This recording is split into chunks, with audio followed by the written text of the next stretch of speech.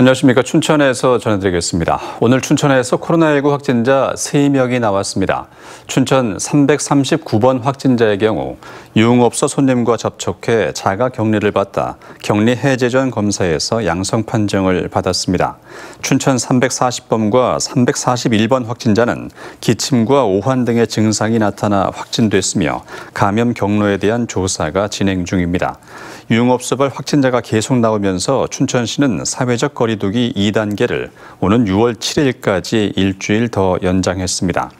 또 원주에서도 유흥업소발 확진자 1명이, 강릉 2명, 평창 1명 등 오늘 강원도에서 확진자 7명이 발생했습니다.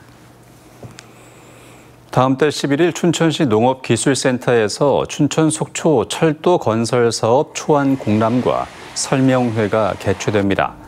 춘천 속초 건설 사업은 춘천과 화천, 양구와 인제 등의 단선 93.7km와 정거장 6군데, 교량 등을 새롭게 만드는 사업입니다. 사업이 완료될 경우 남북과 대륙 횡단 철도를 연계한 교통 물류망 구축과 관공 자원 개발 활성화, 동서축 교통 혼잡 해소 등이 기대됩니다. 춘천시는 다음 달 1일부터 28일까지 신부급과 신사우동 행정복지센터에서 환경영향평가 초안 요약문을 열람할 수 있다고 밝혔습니다. 허영 국회의원이 국회 등원 1년을 맞아 오늘 기자간담회를 갖고 지금까지의 성과와 앞으로의 과제를 설명했습니다. 허영 의원은 춘천의 국가정원을 조성하는 데 국비를 지원받을 수 있도록 관련법을 개정했고 강원도를 평화특별자치도로 지정받는 특별법안을 대표 발의했다고 밝혔습니다. 또 춘천 발전 과제로 중도와 서면을 잇는 서면대교 건설과 후평산업단지 업종 고도화로 춘천을 K바이오 산업거점으로 육성하는 것을 꼽았습니다. 최문순 지사의 대선 출마 선언을 앞두고 강원평화경제연구소가 도민에게 실익 없는 대선 출마를 중단하라고 촉구했습니다. 최근 한국은행 강원본부에서 발표한 1사분기 가계부채액은 22조 원을 넘어 역대 최대치를 갈아치웠고 도내 산업, 계층별 불평등이 심화되고 있다고 주장했습니다. 또 평화와 번영 강원시대에는 도정구호와는 달리 18개 시군 재정 자립도는 평균 14%에 불과하고 접경지역 특별법 개정도 진척시키지 못했다고 지적했습니다.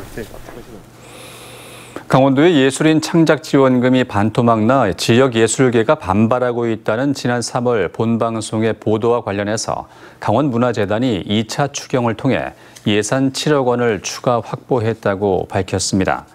강원문화재단은 지난 1월 실시한 1차 공모에서 지난해 사업비보다 50% 축소되며 657개 신청 가운데 20%도 안 되는 128개 사업 7억 원 지원에 그쳤습니다. 그러나 강원도 2차 추경으로 7억 원을 추가 확보해서 오는 7월쯤 2차 공모를 추진할 방침이라고 덧붙였습니다. 정의당 강원도당은 춘천과 홍천, 속초와 고성, 양양을 제외한 13개 의회가 올해 해외 연수 예산을 반납했다고 밝혔습니다. 이어 이들 5개 의회는 반납 계획을 묻는 질문에 하반기 추후라는 막연한 표현으로 반납 의지가 없음을 드러냈다며 조속한 반납을 촉구했습니다. 올 초 강원도의회와 18개 시군의회는 코로나19 상황에서 양구를 재배하고 모두 해외 연수 예산을 책정해서 물의를 빚었습니다. 홍천군이 발주한 군도 16호선 공사 현장에서 지난 주말 외국인 노동자가 작업 중에 숨져 경찰과 고용노동부가 수사를 벌이고 있습니다. 홍천경찰서에 따르면 지난 29일 오후 2시 반쯤 홍천군 화천면사무소 인근에서 터파기 작업 중 48살 카자흐스탄 국적 외국인 노동자 A씨가 흙더미에 깔려 숨졌습니다. A씨는 불법 체류자 신분으로 당일 인력사무소를 통해 공사장에 투입됐고 청각장애가 있었던 것으로 알려졌습니다. 고용노동부는 도로공사를 멈추고 안전수칙 위반 여부 등을 경찰과 함께 수사하고 있습니다. 지금까지 춘천이었습니다.